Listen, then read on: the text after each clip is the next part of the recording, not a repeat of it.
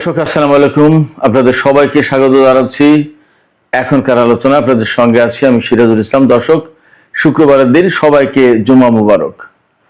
দর্শক, আমেরিকা ঠিকই ইরানের বেসামরিক বিভিন্ন স্থাপনায় হামলা চালিয়েছে।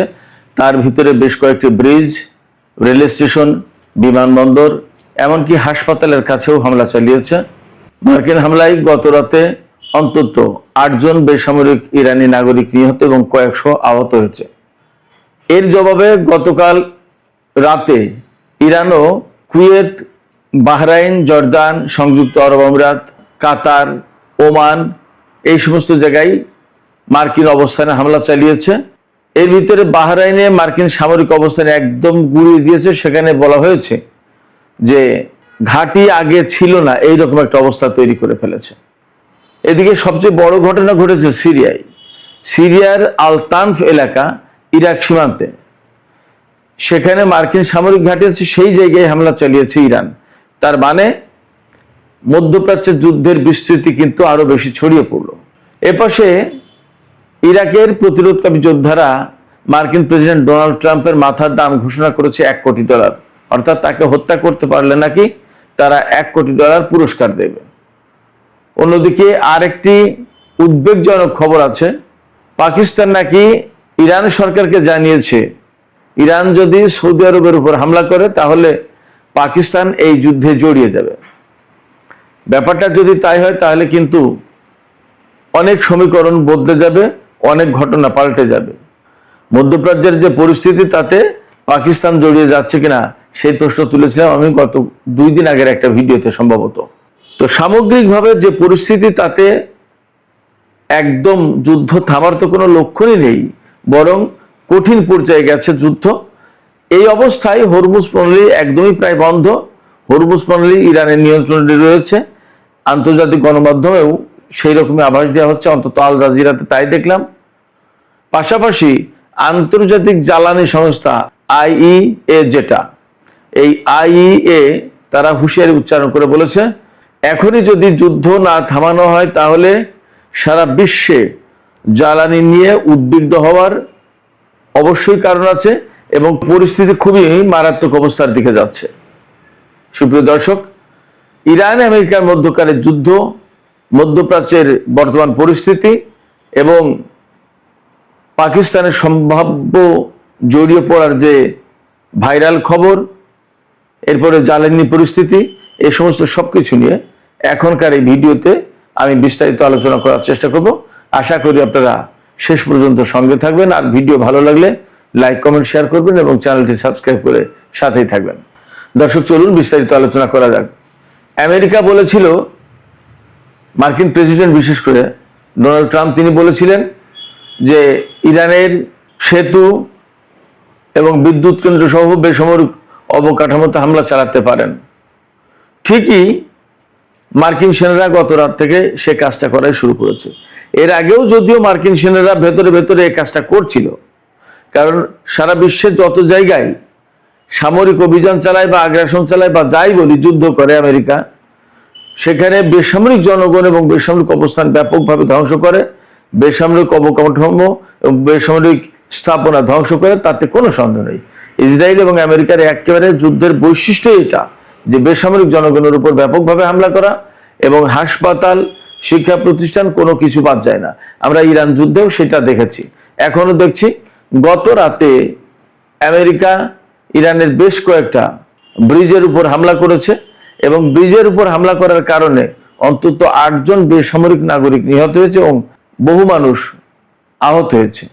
এছাড়া ইরানের অন্তত একটি রেল স্টেশন, বিমানবন্দর এবং গতকাল দিনের বেলায় সম্ভবত ইরানের একটি ক্যান্সার হাসপাতাল, শিশুদের ক্যান্সার হাসপাতাল, সেই হাসপাতালের কাছাকাছি হামলা চালিয়েছে, যার প্রেক্ষাপটে সেই হাসপাতাল থেকে ক্যান্সার রোগীদেরকে অন্য জায়গায় সরিয়ে নিতে বাধ্য হয়েছে তাৎক্ষণিকভাবে।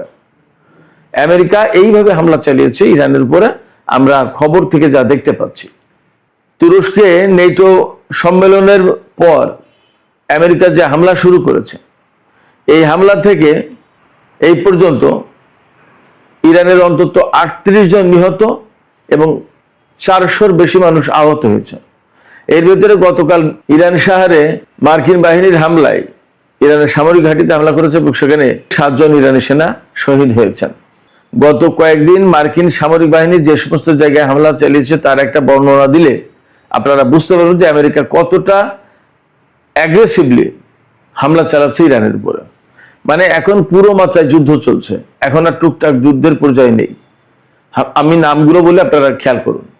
ইরানের বন্দর আব্বাস, চবাহার, বুশেহের, আহবাজ, ইরান শাহর, কোনারাক, জাস্ক, সিরিক, কেশম, ইরান শাহর, আবু মুসা দ্বীপ, খার্ক দ্বীপ, গ্রেটার তুম্ব আইল্যান্ড, সিরাজ, খুদ্রমাবাদ, সেমনান, উর্মিয়া এবং হামেদান, এই সমস্ত শহরে দ্বীপে হামলা চালিয়েছে।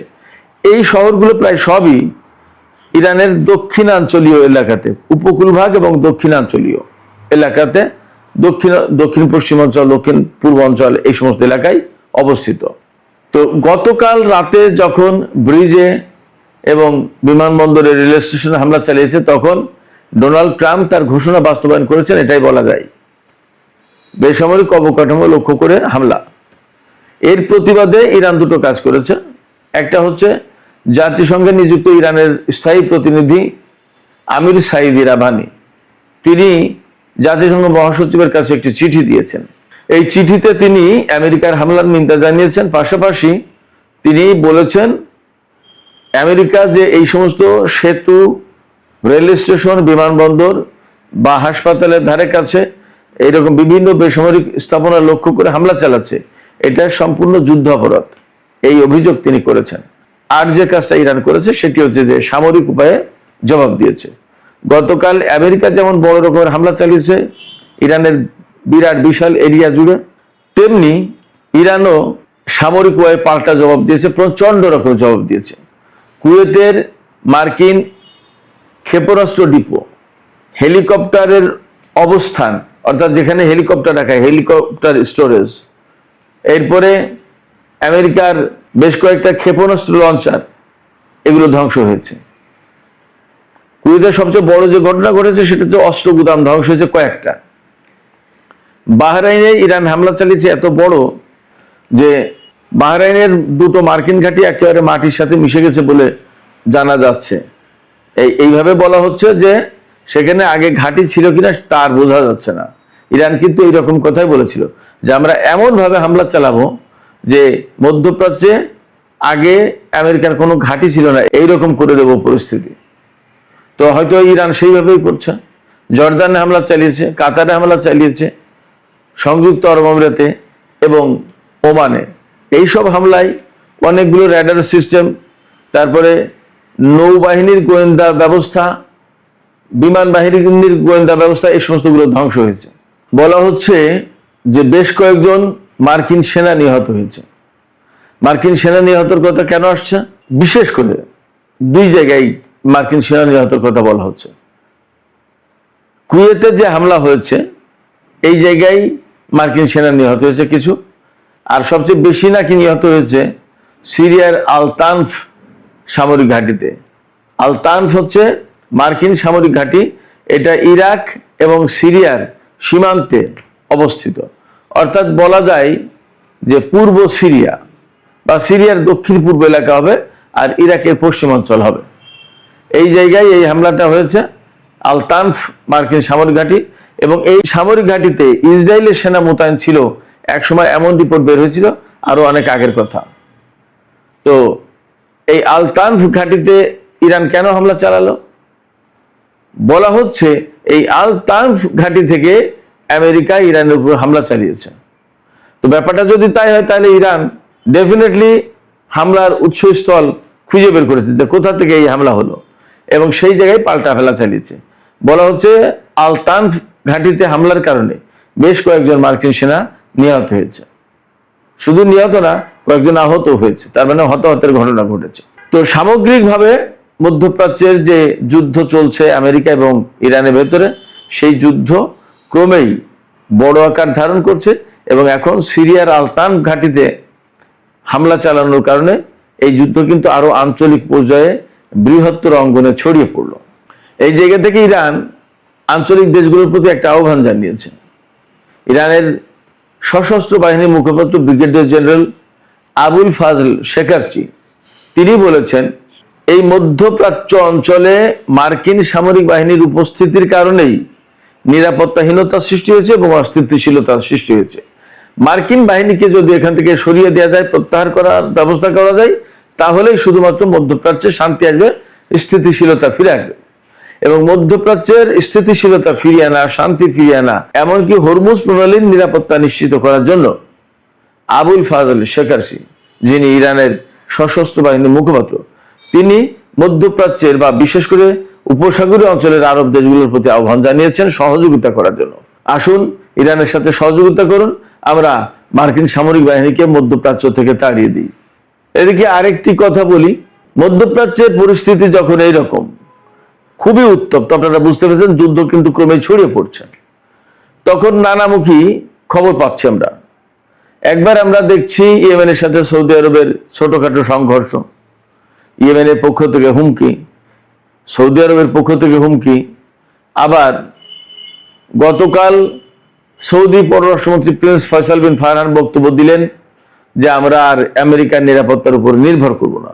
আবার এখন শোনা যাচ্ছে ইরান যদি সৌদি আরবের উপর হামলা চালায় তাহলে পাকিস্তান এই যুদ্ধে জড়িয়ে পড়বে, এইভাবে নাকি পাকিস্তান সরকার ইরান সরকারকে মেসেজ দিয়েছে। এখন পাকিস্তান হয়তো জড়িয়ে যেতে বাধ্যই, কেন যেহেতু তার সাথে সৌদি আরবের চুক্তি ছিল।